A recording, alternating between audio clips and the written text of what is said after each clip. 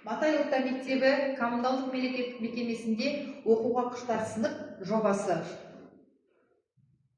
Жобаның мақсаты оқушылардың қиялын, шығармашылық қабілеттерін арттыру, өз бетінше ертегі құрастыру, 4 жолды өлең құрастыруға үйрету, оқушылардың ойлау, сөйлеу қабілеттерін дамыту. Жобаның міндеттері оқушылардың кітап оқуға қызығушылығын арттыру, сауатты жазуға дағдыландыру, тұрақты оқу дағдысын қалыптастыру, әр оқушыны күнделікті кітап оқуға бағыттау, оқушылардың сөздік қорын байыту.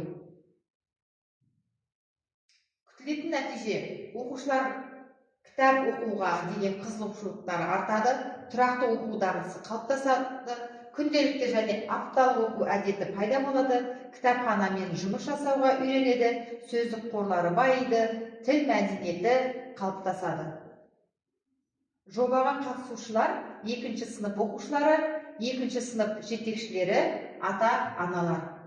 Жобаның кезеңдері 3 кезеңнен тұрады. Бірінші кезең дайындық кезеңі, екінші кезең жұмыс кезеңі, негізгі жұмыс кезеңі, үшінші кезеңі қорытынды. Оқушылар ертегі құрастырады,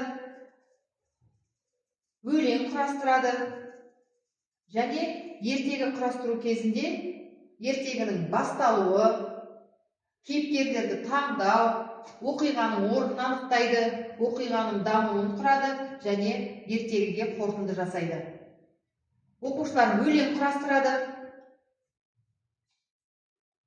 Жұмыс барысында оқушылар жеке жұмыс жасайды, жұптық жұмыс жасайды, топтық жұмыс жасайды және суретпен жұмыс жасайды. Бұл жұмыс жасау кезінде әр жұмыстың тәрбиелік мәнін оқушылар айтып өтеді.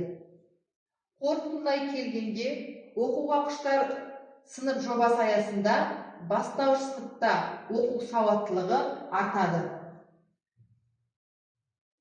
Оқушылардың жұмыс жасап жатқан кезеңдері: суретпен ертегі құрастырып жатыр, оқушылар өлең құрастырылып жатыр. Оқушылардың құрастырған өлеңдері, ертегілері, оқушылардың әкеге, анаға арнап жазған өлеңдері және сурет бойынша ертегі құрастырылып, сурет салып жатыр. Міне, оқуға құштар сынып жобасында 2 сыныптар арасында осындай жұмыстар атқарылып жатыр.